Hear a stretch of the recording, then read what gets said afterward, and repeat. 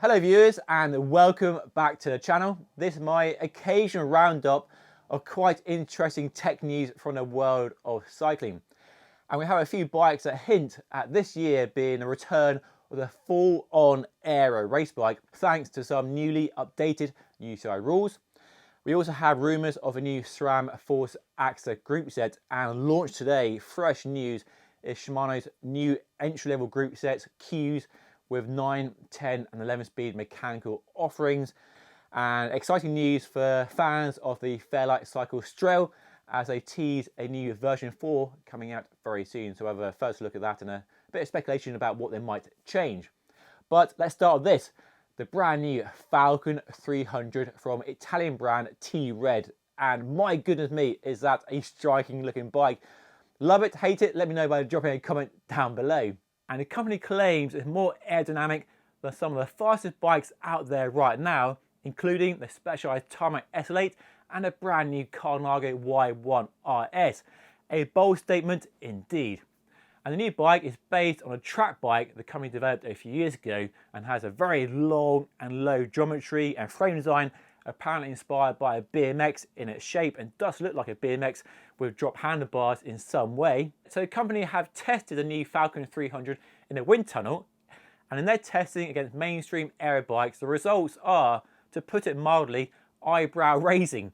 They claim it's faster than the Carnago Y1 RS, the Specialized Tarmac S8, a Factor Ostro fan, and a Cervelo S5, 4 very aerodynamic race bikes. Of course, with any aero claims, it's wise to take them with a pinch of salt until we get some nice independent testing. Maybe Tour Magazine might test a bike in the future if they allow them to confirm their results compared to those 4 rivals. Yes, the same UCI that measures sock heights and scans bikes for motors has approved this bike, which is, I'm kind of surprised actually, because it looks so radical and so unlike other bikes that it fits within the parameters that the UCI outlines for frame design. Now, despite its promises of speed and aerodynamics, the Falcon 300 isn't without its quirks. You can only fit one bottle, so just one bottle cage on a frame, so not as versatile as a normal bike, and designed exclusively for a 1x drivetrain. There's no front mech you can fit to this bike. And comes equipped with SRAM's new Explore 1x13 speed gravel bike group set, which is an interesting choice for a road bike, something we've not seen yet. Another surprise is the frame material. It's made from aluminium rather than carbon fibre, so unlikely to be as lightweight as those rivals, the Tarmac and the Carnago. So while the Falcon 300 might shine on straight, flat roads where a time trial bike, which it does look like, would cope very well, it's hard to imagine how the bike would handle a fast mountain descent with corners and hairpins. I'm not really sure it would corner as well as a regular road bike, but hopefully I get a chance to ride it and see how it actually performs. But is this the future of road bikes, or is it just too extreme? Have we found the limit? Let me know what you think by dropping a comment down below. Okay, that's a kind of interesting, radical looking bike, but before we dive into some more new bikes and that SRAM Force group set, today's video is sponsored by AliExpress. AliExpress is the online shopping platform that offers massive savings on a huge range of cycling products and accessories. Everything from lightweight carbon fibre wheels that don't cost a fortune, to comfortable 3D printed saddles, tools, accessories, clothing and much more. The most affordable way to improve the performance of your road bike. And right now you can save even more money with their new Team Up and Cashback promotion. You simply download the app onto your smartphone and you earn cash back on everything you buy. It's that easy. And as you shop, you also earn points. And the more points you earn unlocks even more cash back, up to a possible 10% cash back, which is paid within 7 days of the promotion ending on the 23rd of February. So download the app now with the barcode on screen and get shopping. It really is that easy, there's no catch. You can save yourself loads of money on the best upgrades for your bike, make it lighter, make it faster, make it more comfortable, whatever your focus is. Okay, let's talk about some more cool new bikes coming out very soon. But first, there are rumours of a new SRAM Force AXS group set. And of course, nobody should be surprised by this, of course, because SRAM over the years has been aggressive and very quick in bringing top level technology down to low price points. So Red gets all the latest glitzy technology, and then it very quickly comes down to Force, rival in an apex. And from the leaked photo, there isn't really much to discuss that isn't already obvious to you, hopefully. The group set will likely function much the same as Red, but just way more thanks to less use of carbon fibre and titanium and other premium materials. The brake lever hoods do appear to be the same shape as new Red, which is a great thing and my favourite feature about that new group set. Improved ergonomics, just much nicer in the hand, and much lighter brake lever action thanks to the way they've repositioned the piston inside the brake lever hoods. So better braking performance, nicer braking, and better ergonomics coming to force very soon. And that really is all we know so far. Like I say, March will be the earliest based on Red launching about a year ago to that point. And pricing, expect it to be the same as Force currently, which is like £2,000, £2,500, but you don't buy a group set. Most people don't buy a group set on its own, they buy it on a bike.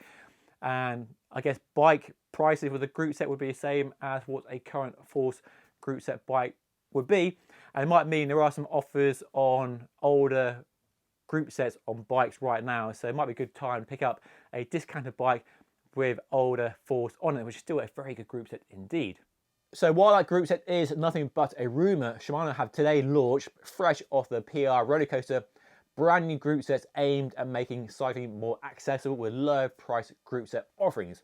So Shimano has expanded its CUES range, which replaces everything below 105, so think Tiagra and Sora, with sort of a new approach of group sets available in 9, 10 and 11 speed, mechanical shifting only, no electronics here, and the choice of mechanical disc brakes or hydraulic disc brakes. I'm not sure they're rim brakes, and a focus on sort of lower gears to make cycling more accessible, so perfect for gravel bikes at the lower end of the price range, and touring bikes and road bikes where sort of top speed and FTP isn't a focus at all, so making cycling more accessible.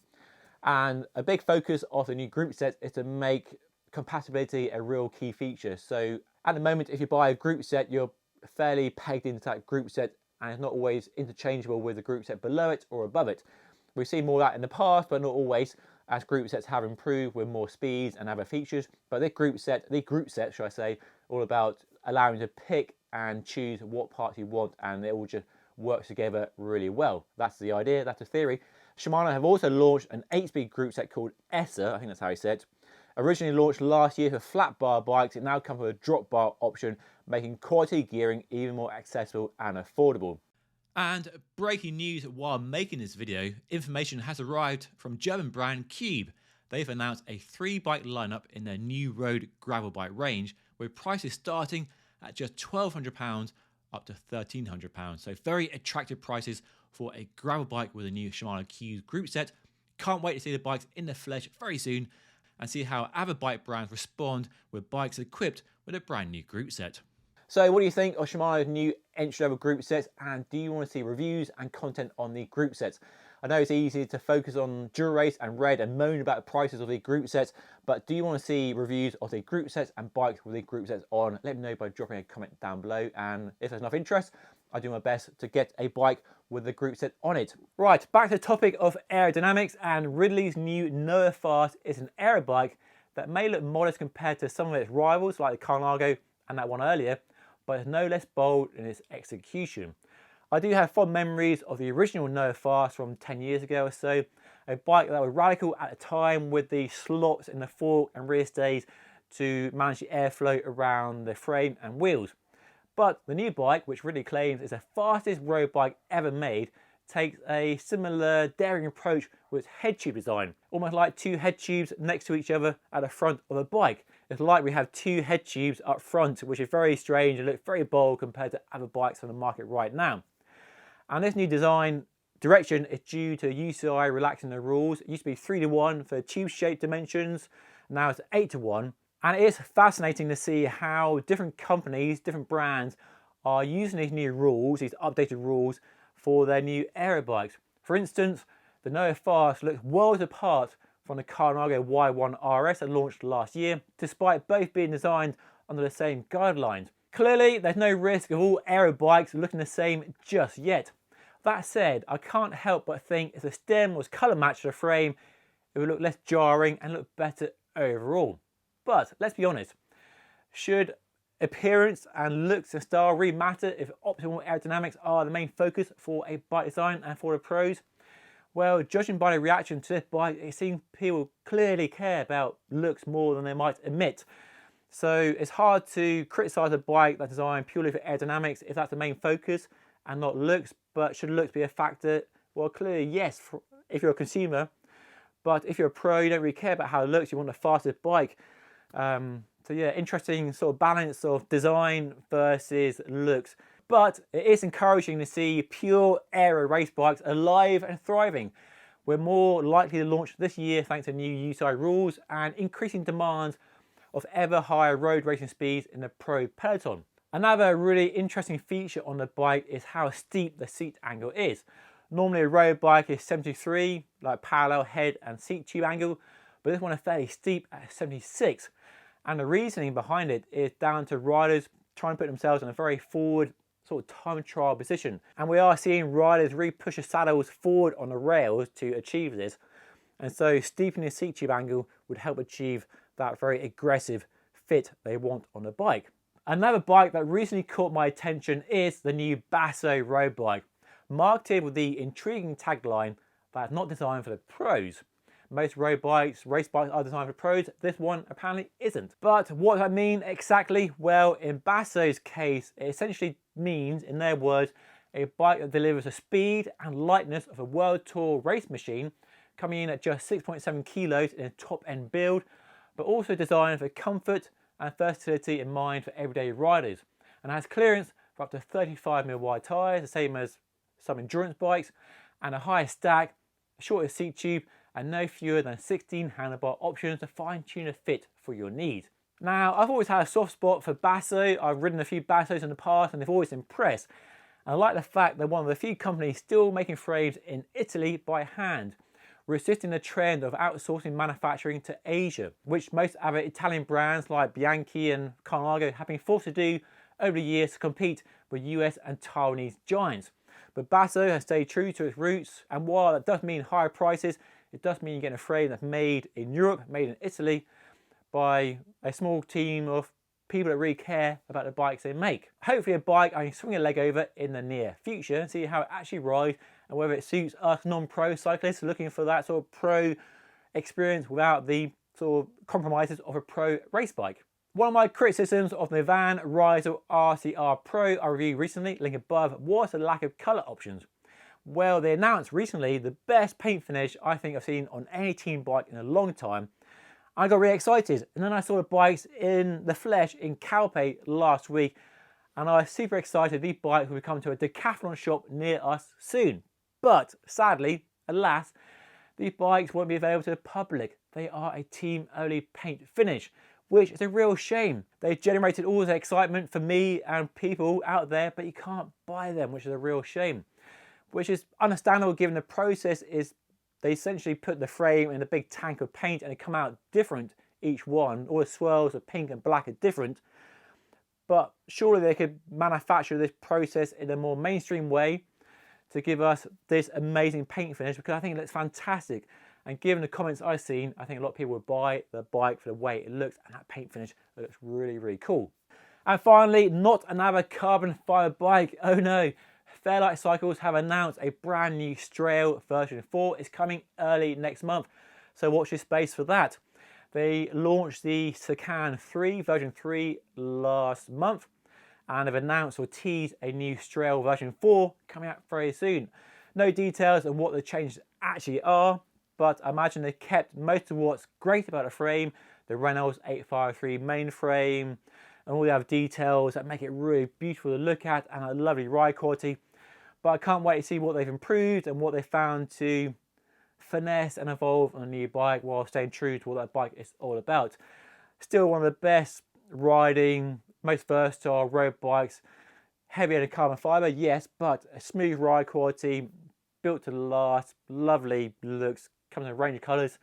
And I do like their geometry, where you have a tall and a regular stack height for each frame size. So can't wait to find out more. Hopefully I'll get a ride on that bike and the Sacan 3 very soon as well. Anyway, a quick roundup of some of the new bikes and equipment that caught my eye and I want to share with you here on Just Ride Bikes. Let me know what you think of the bikes and the new SRAM Force group set by dropping a comment down below. And I'll see you all again very soon. Make sure to hit that subscribe button right there. And I'll catch you in the next video. Thank you so much for watching.